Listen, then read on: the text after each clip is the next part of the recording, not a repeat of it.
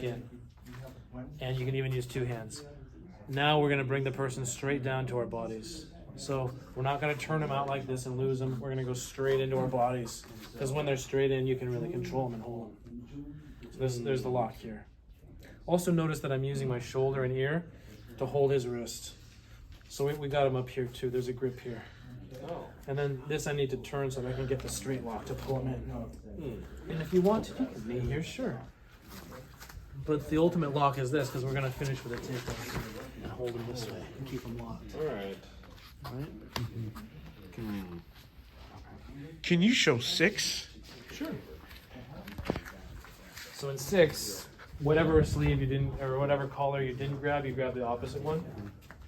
So it's here. Remember for 6, we use the same fist on the same side to push in. And it's not necessarily to hit them so much as it is to push them away so that you have the joint stretched out.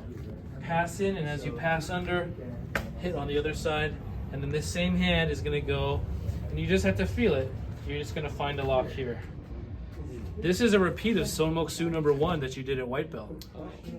But this time you're going to use your head as the propulsion. So I'm going to turn my neck, still use this hand 1 inch above the elbow, but I turn and I take that with my head to get that to work.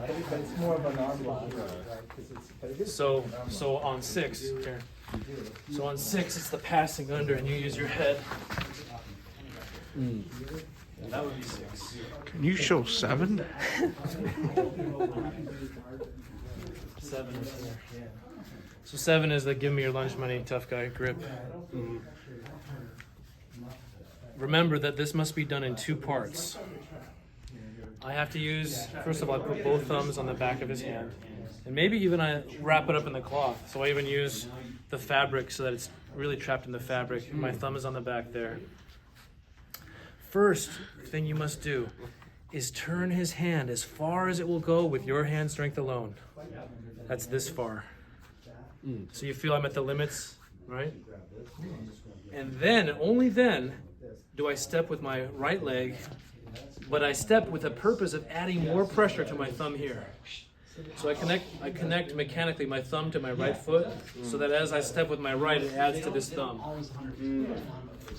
If I don't do that, I'll lock him up in this kotegaeshi, and he'll throw that arm around my head. So, yeah, because he doesn't want to go. You see that?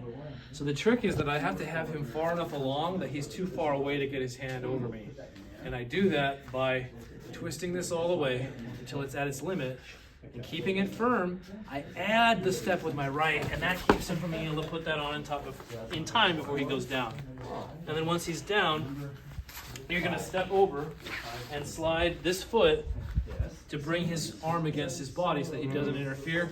And then when you put your knee down, his arm is pretty well trapped, at least for the time it's going to take to lock his other hand. Make sure that your ankle is right at his elbow level, because that does the best job of pinning his arm. If my arm is up here, he can still get his arm out and do stuff. If my arm or my leg is here, he can slide his hand out there. But when we get it against the elbow, he has the least ability to move his hand, which gives me enough time to, with my other leg, brace his elbow against my leg, probably my knee, and turn out this way. And as I turn out, I also dip my knee. And that is the solution. All right.